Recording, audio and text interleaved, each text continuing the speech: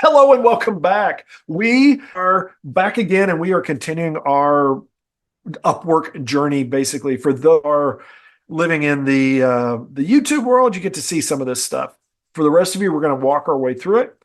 This episode, we're going to actually get into some of the specifics of putting a proposal together. Now, we've been struggling a little bit between episodes trying to find like a good fit. So we're just going to pick one right now, but it's something that I figure is at least close enough. And so I can talk through a lot of these pieces. This is something that you're going to see fairly often is the post says full-time software developer for a SaaS software. Cool. All right. That's a nice start. You give them, they've got a link for their website and they say, we are a VC backed AI SaaS software. Our software Amoro produces marketing content for the pharmaceutical industry by using generative AI. We're looking for a talented software engineer experienced in SaaS. This person must be really skillful and passionate in delivering excellent work. A lot of that is just, yeah, because that's the kind of stuff that you're going to see that over and over again. It's going to be stuff like, we want go-getters and we want self-starters and it's just the same kind of stuff. It's like, find the technology stuff and find the details. In a case like this, they're practically zero. It's just like, hey, so let's go look at the site for those of us. And so we're going to go check that and it goes through Upwork. And I think it says something like, you sure you want to do this? And here we go. So it's a real site. Break free and create instantly, generate pharma emailers instantly with a few clicks. So they've got a pretty cool little thing. It sounds like here, just basically, again, we're in the AI space and we're going to generate an email out of the blue for people. So, okay, this is, fun stuff. It's in AI. It's something that's automation, which is something we like to do. And so looking into this, they've got their rates are anywhere from $30 to $100 an hour, which is like great. Expert level, I'm willing to pay high rates for the most experienced freelancers, which is good because that usually says, hey, I can go for like the higher end of those hourly rates. This is more than 30 hours a week and it's more than 6 months. So that's like a win-win-win for me. The interesting thing here is these things that are sort of like a red flag. So it's going to be depending on whether you want to dig into it or not. $30 to $100 is their hourly rate, but over here it talks about the client, and out of, let's see, they've 5 jobs posted, 63% higher rate, which is pretty good. Yeah, so it's key. $8.07 an hour is the average rate. So they're almost 4 times their normal rate for the minimum. And of course, then you're talking, 15 times your rate basically for the top end. So this may be something they're going to end up they may be looking for somebody that's really low end, but that's okay. We're going to go ahead and do this anyways because we want to do this. So we've looked at this before. Preferred qualification, there's nothing that us. Activity, they last looked at this 11 hours ago. So they've looked at it today. Basically, there's 50 plus proposals, which means there's a ton of people interested in it. They sent some invites out. They're interviewing 7 people out of the 50 plus. The high was 100. The low was $10 for the bid. Most of them around $40. So there's not a lot of detail they give here, which allows us to really just sell them. Now we will see here, they do have, and this sometimes happens, that they've got specific questions that are going to be part of the proposal. Do you have experience in SaaS? Are you front end, back end, or full stack? And then when can you begin? So you get to see those beforehand. I'll answer those things out. And so we're going to go ahead and we're going to apply to this. And it's 22 connects. So it's not a small amount, but it's one of those, it's like, hey. So now we come into if it's going to come up, the submit a proposal. And what it does is you can see, sort of a summary again, the expertise they're looking for. You can give your hourly rate, and this is going to be at your profile. You can set whatever your standard is, but then I could go in and I could set it to whatever I wanted. They are going to show, things like, hey, they've got a 10% fee that they're going to, so this is what you're going to receive per hour afterwards. So you need to factor that into your rate. They have something that's new the last 3 months or so. You can schedule automatic rate increases as part of the proposal. And it's just to say, hey, if this is long-term, then I'm going to have like let's say every 6 months, I want to do an increase of, 5% and then something like that. I always do never. You probably don't want to do that. Depends on how long the project is, but basically for me, just going to go. I figure I'm going to get the project, and then if 6 months from now I want a higher rate, then I'm going to have a better position to argue that higher rate, anyways. Now, the actual proposal piece. Now, there's a couple ways you can go around it about it. You're always going to have your cover letter, and then you're going to have the questions they require. Now, in this case, what I'm going to do is I'm going to go flip over because I have done this a bunch. So I have text that I've built over the years. It's sort of like it's a template that is basically to get started. So I'm going to go take this text, and that probably works. Let's see. And I've got several iterations of it. So I have different flavors, different technologies and things that I'll refer to. But what I'm going to do is I'm going to go ahead and paste that in. Oh, and I'm going to, if I can do this, because Grammarly wants to get in my way. And so I'll walk through this as sort of my boilerplate, and then you can make your own. But basically I start with like, hello, and thank you for posting this project. Something like hey, hi, I'm Rob, something like that. Sometimes just a nice little introduction, your basic cover letter. And then I start with, hey, like in this case, and I'm going to build off of this. I've built several systems and integrations similar to yours where multiple existing system solutions are evaluated, and then a proposal is created to integrate and streamline the existing processes. So again, a lot of little marketing terms, but what I want to do is I'm going to look at here. So they are building using generative AI for pharmaceutical industry. So what I am going to say is I'm like, hey, I've built several systems and solutions similar to yours. And let's say where we use, cutting edge technology to automate. We want to do that, to automate processes.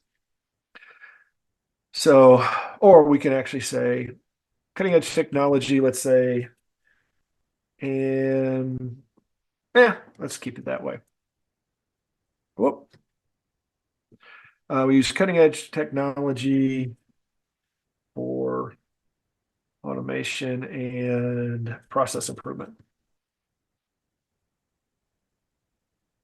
Let's see. So here, blah, blah, blah. Let's see. We often find we're able to reduce time and cost related to the initial system while also improving quality and reducing errors. So let's say related to the initial approach, or let's say, we'll say initial. We'll keep it that initial approach while we're also improving quality and reducing errors.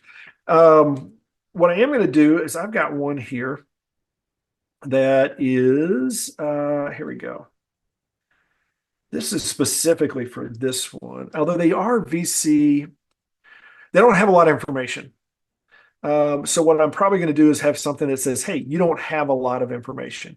Now, I do have some text I use very often that is basically says, hey, we found postings like this often end up in like false starts, wasted money, things of that nature. So I'm probably,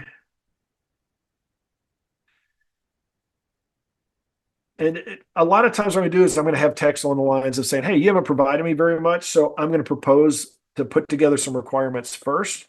In this case, they do have software. They do have some pieces. They're trying to bring somebody in with SaaS. So I want to address that. And so I am going to say just in the initial one that I'm going to say that experience includes building multiple SaaS solutions, including ones in the healthcare industry and HIPAA compliance, which is the Health Information Portability, Personalization and Portability Act. I believe, actually, I think it's, I always forget. Is it AAPP? Remember off the top of the hand? Head I mic. think that looks right. I always forget. Uh, it's HIPAA. Wait, make sure I've got the right one because I always forget exactly what it is. Where is it? Right at the top. There it is. So it's HIP. Yeah, here we go. Health Insurance Portability and Accountability Act. That's why. So you do want in say situations like that to make sure that you have it right because that helps in the healthcare industry and HIPAA compliance and HIPAA compliant. And so you do want to play around with your wording. This is where like you can use some AI tools like Grammarly and stuff like that I use to make sure that it's grammatically correct, spelling is correct, and to sort of tweak some of your wording because you want something that's going to be like catchy. You want to look at something that is going to say, what are they looking for up here? And then what is it that you're going to provide? And so they really didn't give me a whole lot. So what I am going to do is I'm going to sell them on, hey, I see the process, or let's say I'm going to say here, I'm going to say I typically approach systems, let's say system design and requirements in this fashion. And this is where I've got some stuff that I've sort of worked over in the years where it's basically, hey, we're going to talk about your business plans and needs. We're going to get some requirements. Then we're going to craft some requirements. Then we're going to put together, a project plan, some blueprints, some milestones. We're going to put some estimates around that. And then typically I'm going to go into, I talk about, hey, typically I'm going to do status every week and do 2 week sprints. We're going to try to do demos on a regular basis. Um, and then I'll talk about, hey, we often build out a clickable demo and then build out the functionality as we go. So that covers the basics. You want to address their their their request essentially, and within some stuff that's patting yourself on the back and things like that. But then usually push that to the end. So it's like, hey, one of the things I do is I've got over 30 years of experience. We now use this blended model, so I'm part of it, but I also have these mentees and more junior level developers, which I have played around with that a couple different times. So I may let's see, I may pick one of those to do that. But basically, what I'm going to end up doing is I say, yeah, and so I have stuff like, hey, my approach keeps the cost low, quality high, and so it's things like that to try to hit some stuff to say, hey, this is advanced expert level, but we're also going to like not blow stuff up. We're not going to have super high rates necessarily or top those, even though we might be towards the top end. Now they're going to say, do you have experience in SaaS? And you'll see, do you have experience in X? Add some pieces, so it'll be like, case, yes, I have designed, built, maintained, I will say several SaaS solutions over the years. You're probably better off to get more detailed in some of these. So you want to do something, other than just like a one-liner because they're like, although some of these, when can you begin? Is like, that's not a lot you can do. Let's see, available. Start. Front end, this would be full stack. So that's a very short question. So here, let's see, these have mostly been AWS based with minimal solutions, uh, with, let's say, with a few Azure as well. Let's say that'll be a start. So we'll just go with that for now.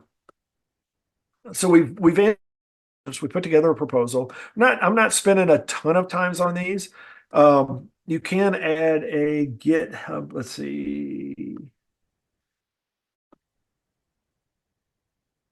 So I can have a GitHub project link if I want to for related project. I don't have a that I really want to put to them because the stuff I've got, which unfortunately we run into regularly, is under NDA and stuff like that. But I'm going to upload a project file, and what I'm going to do is upload somewhere in here. I'm going to go to my docs. I've got my marketing stuff. I've got some common stuff. And what I'm going to do is I'm going to pull one, if I can double click fast enough. There we go. I've got a bunch of different things I use. And this one I'm going to use like just a generic flyer one that I've got, which is just hey, this is who we are, some of the apps we've done, things like that. And so this one's just a sort of a laundry list kind of one. If I've got something that's more specific, like if I want to do, like if this is a Python project, a Java project, PHP project, then I would put those in there. I don't have like a SaaS specific one that I've put together, but those are the things that over time, it's going to be helpful for you to build those out. Is what are the things you are most often applying to? And then let's see, what are the things you're most often, and then build some flyers or some things that specifically address that. There's some things you can do that you can highlight out of your profile. So you can put like a job that you've done, which is very helpful. If you've got an Upwork job you've already done that's very much like that, then you can link that into it. You can have a portfolio project if you've done something that is, and I don't think I have anything that's like a full SaaS.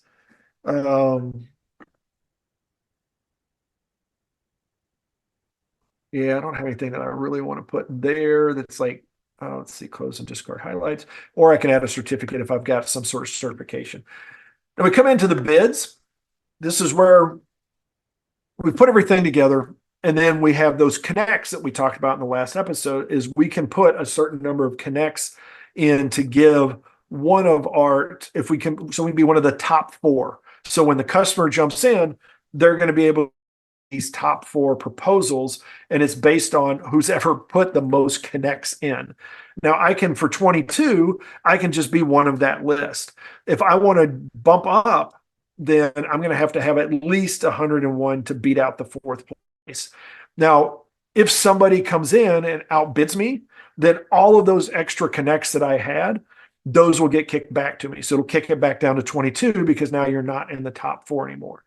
Now, this is where it's actually really beneficial for you to get in early. And then you could have, like, if I was in the first 3 or 4, I could set it up as I could have 23 connects. So for one extra connect, I could maybe be first place, or at least in the top 4. And that's at least going to be there until somebody outbids me. Now, that's something where you may be able to get in quick, be up at the top, they get to see you, and then, hey, you get to take advantage of it. Otherwise, in case like this, you're going to see stuff where it's going to cost you quite a bit, and you may not get those back. And so it's like, it's one of those, how much do you want to spend on your marketing efforts? Now, for me, I've only got about 120 or 130 connects right now anyways, and I don't want to burn them all on this. So I'm going to go ahead and send it for 22 connects. It's going to say, hey, are you sure? Basically, or actually it's going to go ahead and say, hey, your proposal was submitted. And so now I could go look at it, see how it goes and stuff like that. But that is your proposal in a nutshell. Go find your job, make sure it matches your criteria as far as what level are you, what is your, whether it's a fixed bid or hourly, are you comfortable with that? Are you comfortable with the rate? Are you comfortable with the amount? How much work are they expecting out of you? What are some of the skills and expertise that they're looking for? Those are the things that you're going to want to put together to find out, to pick your job. And then when you go into it, make sure that you're reading the details. Take a look at any links, any attached documents, any attached sites that they have. So you've got a feel for what they are looking for as much as possible. Ask some intelligent questions as part of your proposal, or propose some things that would answer some of those questions. And then, if you've got some pre-made material, that will help you, because then you can put together something that is much more professional looking, that looks like you've put some thought into it, because you have. It's just, you don't have to now do it for every single proposal you do. And instead of spending 2 hours on a proposal, you can spend 15 minutes on a proposal. that's it in a nutshell. And so I've been talking the whole time. Thoughts, Michael?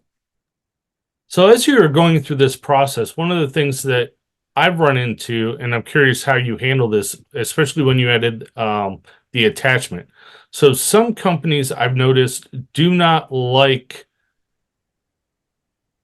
getting materials or proposals from people that are essentially like self-employed consultants or from a business. They prefer just outright individuals applying for the position. So in your flyer, it had your RB Consulting, whereas, like I would have Envision QA on some of my material, but I've had to actually remove that when submitting some of these because it gets kicked back because they're like, oh, we don't want a company. When you're really not necessarily a company, you're a consulting, you basically have licensed yourself as a business, but you're still yourself, you're still consulting. Yeah, in that case, I, that's sometimes what I'll do is I'll read between the lines a little bit. Usually, what I'm going to want to do is say, "Hey, I would rather do it as a company and be a consultant and have other people that work with me, and you just know that." But if it is something that's like we just want a person, then I'll skip the flyer and instead I'll be like, "Hey, I'll include a resume or something like that." And it is something that you may want to do it if you're trying to straddle both sides, then maybe what you do is you have flyers that are focused on your company side, but then a flyer that's different that basically just flips some of the wording and some of the skills and just like instead of it's this my company did this, it's I did this, or something like that, and you adjust accordingly. And of course, that's going to be something that um, it's also if you've got what your experience is that's going to limit what you're going to put on each of those, obviously, because you're not going to put the stuff that was done by your company or by a group. You're not necessarily going to put that in as individually doing it because you don't want somebody to go back and say, well, you didn't do that by yourself. You did that with 10 other people or something like that. And then, so you want to make sure you're as clear as possible what you're doing with those. And also, honestly, as you are putting proposals together and as I am, I'm going to think of those things. If it's something that is individual, that they want an individual, they want just one person. Sometimes I'm going to walk away from it because I don't want to get into that. And sometimes I'm going to say, okay, I can get into that. I want to start with that. And my thought is that I will go in, and if they hire me, then I'll come back and say, hey, by the way, I have a company behind me and some people that can help and things like that. So it's where like every proposal is unique to some extent. And so you do want to pay attention to it and get a feel for what they want, how good a fit you are, and then sell them on why you are a good fit. Excellent. One additional topic I would like to kind of touch on within the time frame we have left is so once you have submitted the proposal, you get the work and you start working. When can you expect to get payment from working these jobs? That's one thing we haven't really touched on. That's true, and typically it does vary. There are again with Upwork itself, I think they usually, if not, well, if it's fixed bid, then what you end up doing is you have milestones. You will submit a milestone. They will okay it. They will release the funds for it, and it's typically about I think it's about a week to 2 weeks later. Now, if you get far enough along and are a high enough level, you have the right tags and stuff like that, they do pay you a little sooner. They will release funds quicker. But typically, what you can expect is you will put your hours in at the end of a week. So Sunday, they, depending on where your time zone is, sometime late Sunday, they wrap up the week. Monday is for review. Everything goes through that week, and then it essentially gets invoiced like at the end of the week, like that Friday or Saturday, and then those funds are released to you essentially a week later, or at least they're released into your account, and then you can transfer those into your Upwork account, and then you can transfer those into a bank account. So probably from start to finish, the longest it's probably about I don't know maybe 2.5 weeks, something like that you can. Now you can work different pay schedules and stuff like that. But typically they're gonna work every week. You're gonna put your hours in every week. They're gonna bill it out, and you're gonna go from there. And so that is something you're probably gonna want to pay attention to a little bit about the proposal. But that's sort of where your cash flow goes. And that's what's going to happen is that they will pull if you bill $100, they've got the flat 10% rate. So you'll see that $100, but when they push it out to you, um, they put into your account, then you'll see that 90 went into your account, or and 10 was pulled out as part of your fees. So you can track it fairly easily as far as, hey, here's what you build, here's what your fees are. And I get an email every week. I go through that. It's like, here's all my customers. So I can just with one email go enter into QuickBooks all the information I need to from those. That answer your question? Yes, that was really good. So, final thoughts for our listeners on the podcast as to kind of your pros and cons of working with Upwork. That changed. It's changed all the years. And by that I mean, like, month in and month out, it will change. Sometimes I'm happier with them than others. It has become probably one of the better. It has become one of the better places to go if you're looking for jobs. If you're, as far as a side hustle, if you're doing consulting work and things like that, they've got a lot of people. They've got a lot of jobs out there. The rates are going to be pretty good. They're not as cheap as some of the places. They're like Fiverr can get better, but can have some higher end stuff. But you don't want to be in something where everybody's looking for minimum wage kind of work, because that's not what you're doing. And they're pretty good about some big companies out there. The 10% rate that they now have, they just bumped that up this year. It used to be that it was like, it started at 20, and then after the first, I think, $1,000 you build, it went to 10, and then after $10,000 it went to 5% or something. Now it's just 10% across the board. That's a pretty nice chunk of money that they're getting, especially since you're also paying for the connects, and you've got a monthly. There's a lot of money that into them. So there are, if you can find other ways like word of mouth and stuff like that, that's going to be better. But starting out, it actually is really nice. It's a pretty nice system. The payment stuff is pretty reliable. They're good about if you've got a customer that's dodgy or sketchy or something's wrong with them, they will pause them and they'll let you know right away. It's like, don't do any more work for these people because you may not get paid. So all in all, I think it's a great way to get started.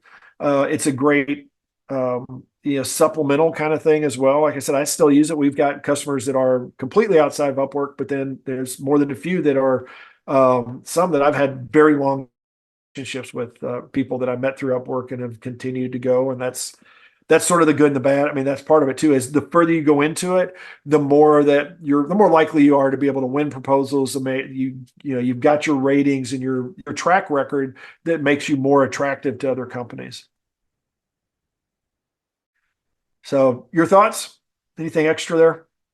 I have some additional thoughts for the bonus content, but I think this is a pretty good point to wrap up the podcast. All right. Well, not to tease, but to tease everybody that if you want more, you're going to have to go check out the YouTube channel and see our beautiful mugs as well as all that bonus content. That being said, we will let you get back to your car ride or whatever it is you happen to be doing while you're listening to this podcast. As always, check us out at developerpreneur.com. You can send us email, info@developerpreneur.com. We're out on the Twitter. Well, it's not Twitter anymore. We're out there, but you're going to find us quicker if you go to X. We have our Facebook page, got our website, school.developerpreneur.com, where we've got a couple of our different tutorials and classes and stuff like that, and Developerpreneur channel on YouTube, where we've got this plus a lot of other information. So well, let's back to your day. Go out there and have yourself a great day, a great week, and we will talk to you next time. Bonus content time. Fire away. All right. So I thought that time-wise, that was a good stopping point. So I wanted to flip over to the bonus stuff for this one. So I loved how you walked through the last two podcasts and videocasts showing us Upwork. Taking our experience as contractors, as developers, one of the traps, how do you avoid the trap with Upwork where you've applied for multiple contracts and now all of a sudden you're getting, you go through the interview process, but now like, oh, I've now had 5 approvals for contracts of work, and it's like, oops, now I've like agreed to do 200 hours of work. How do you avoid that trap, or how do you pick and choose, or how do you kind of budget your time with the proposals that you get accepted for? Um, Unfortunately, I've rarely had that issue, that I've had to great problem to deal with typically is to have, far more work than you have resources. Um, Although I have had that, there was one point where it was essentially going to my day job was costing me money. And so I ended up quitting and just did consulting work for a while, for several years. Um, Typically what you can do is you end up in a situation where you're just, you can talk to those customers and say, hey, like if everything hits at once, you can say, hey, this is what's going on. I've got all these projects. And if there's somebody that's critical where they're like, we need this right now, then yeah, you can, depending on how it works and depending on what the rates are and stuff like that, maybe those are the ones you want, like, okay, I'm going to work with you and just, talk to others and say, hey, I've got a couple other things that are more critical. So I'm going to have to start yours a little later, or I'm not going to be able to put as many hours into it. A lot of times that's okay. They're like, okay, we're okay with that. If you end up with two customers where they're both critical, then I would just be honest with, either if you can just pick one, then you pick the one, you go to the other and say, hey, I'm sorry, I had another project that hit and it hit before we got signed off with you.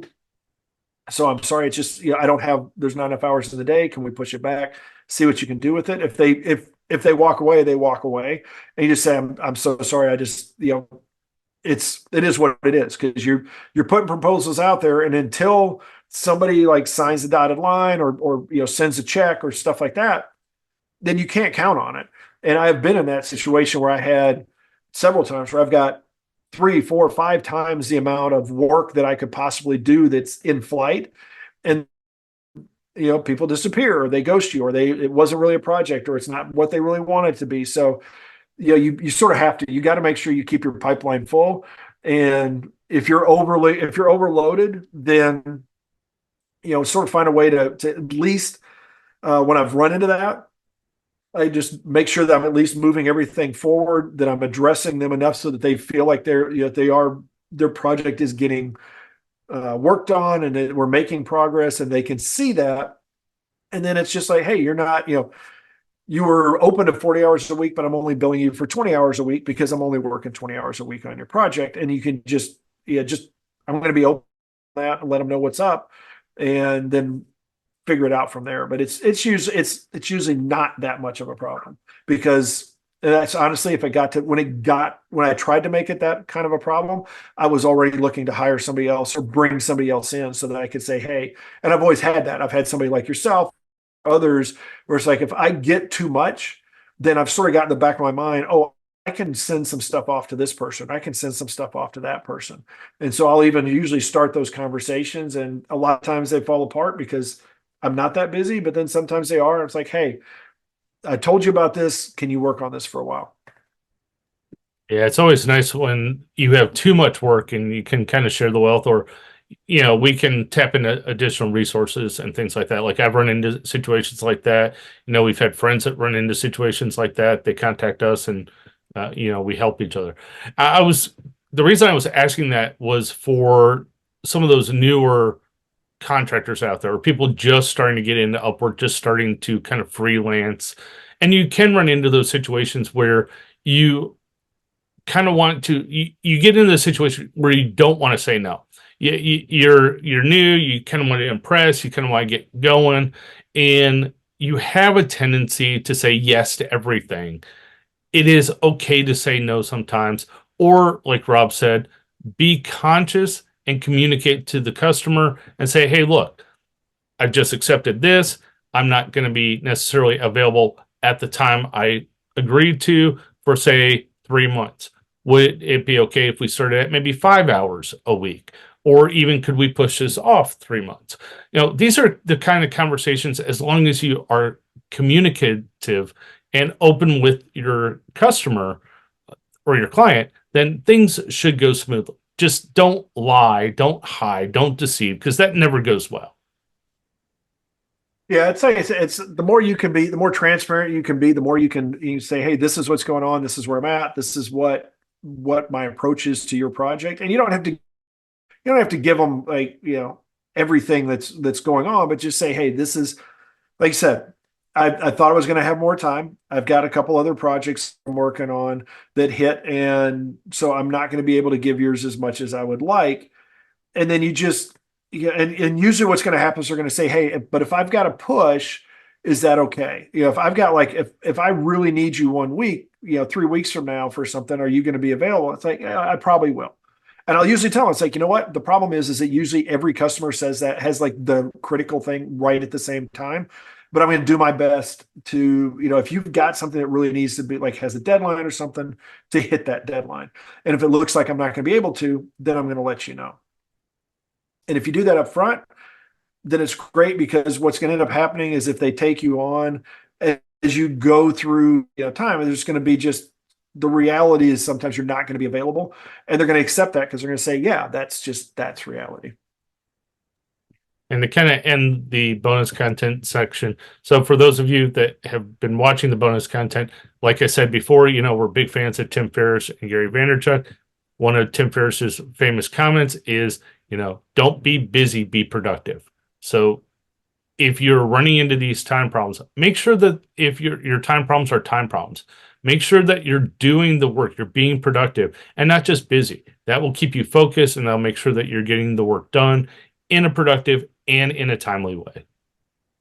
Yeah, that's where, sort of just dovetail off that. That's where we've talked about having good requirements and, project plans and milestones. That's where those things are actually very helpful, because if you do it right, you've got a nice project plan, you've got a list of requirements, a list of tasks that you've got to get done. And so when you sit down to get the work done, you're okay, this is the task I'm working on, and I'm going to get it done, and I'm going to work on the next task, as opposed to sitting there going, I wonder what I'm going to do right now, and then wasting time shifting gears, particularly if it's a side hustle, because usually it's like, I'm going to sit down, I got to get going. So I need to know what I'm working on.